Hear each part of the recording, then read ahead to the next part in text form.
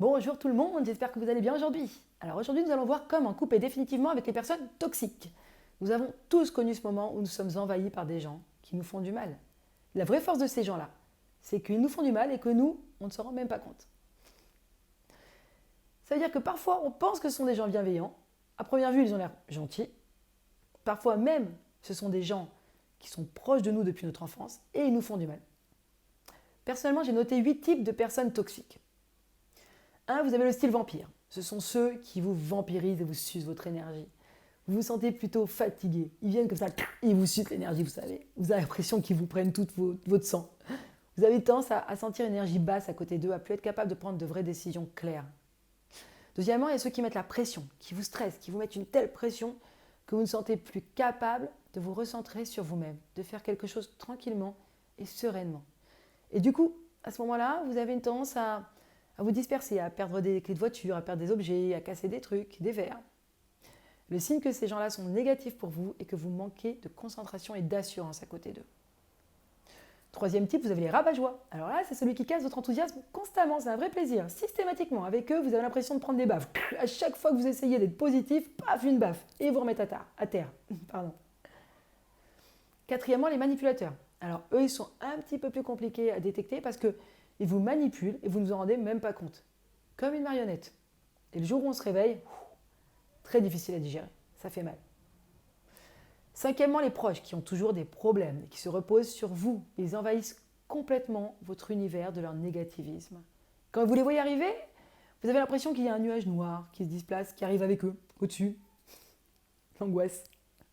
Sixièmement, les personnes qui vous critiquent ou qui critiquent tout sans arrêt. Peu importe ce que vous faites, ce ne sera jamais assez bien. Septièmement, les anxiogènes qui veulent absolument que vous compreniez leur anxiété au point que vous devez la ressentir, sinon c'est que vous êtes totalement inconscient, insouciant. Genre, mais tu ne te rends pas compte, le monde court à sa perte. Ok.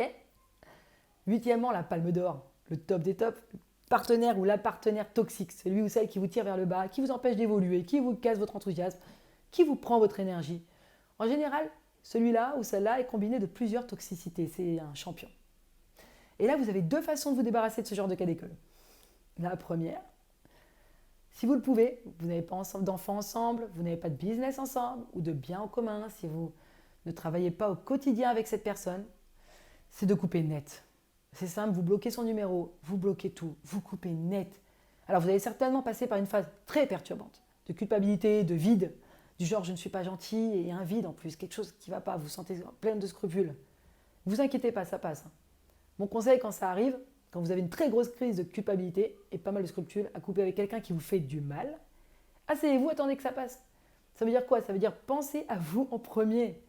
Ce n'est pas de l'égoïsme, c'est de la survie. À ce niveau-là, c'est de la protection. Pensez d'abord à vous. Ça vous permettra d'avoir l'énergie pour les gens que vous aimez et à qui vous avez envie de donner, quand vous voulez, où vous voulez. La deuxième façon de réagir à ce genre de problème est un petit peu plus compliquée, un petit peu beaucoup même. Si vous ne pouvez pas couper avec la personne parce que vous avez des enfants ensemble, un business que vous voyez tous les jours et que vous êtes obligé de la côtoyer, alors mettez votre énergie sur vous. Ça veut dire quoi? Toute cette énergie de stress, de frustration, de colère que vous avez vis-à-vis de cette personne, toute cette énergie que vous sentez mauvaise parce que vous vous sentez esclave de cette personne, parce qu'effectivement vous ne décidez pas. Vous ne décidez pas quand vous donnez l'énergie. Quand elle décide de vous envahir, c'est elle qui décide tout. Vous ne décidez rien. C'est justement ce qui vous dérange. Mettez cette énergie sur vous pour aller bien, pour votre bien-être.